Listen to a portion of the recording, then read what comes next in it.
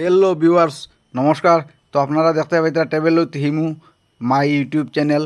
তো ভিউয়ার্স, আপনার আজকের ভিডিওটা লইয়া আইছি আমি শিলচর হাফলং রোডের সম্পূর্ণ ভিডিও, যেটা নতুন রোড যে বনছে আপনারা রেড জল আর হারেঙ্গা যাও যে এটার যে নতুন রাস্তা, যেটা আগের পুরানা রাস্তা না, এটা হইলে আপনারা নতুন রাস্তা।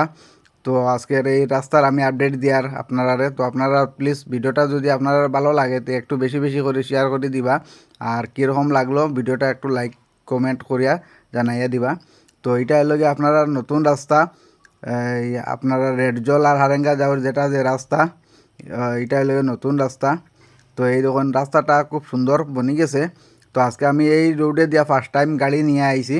তো আপনারাও যাইতে পারবা, তবে হাফলংয়ের এই দিক থেকে আইলে নিচে দিয়ে আইলে একটু এখানে একটু রোডের যে কাজ চলে এইগুলা একটু করে তে তারারে একটু রিকোয়েস্ট করলে তারা যেতে দেয়।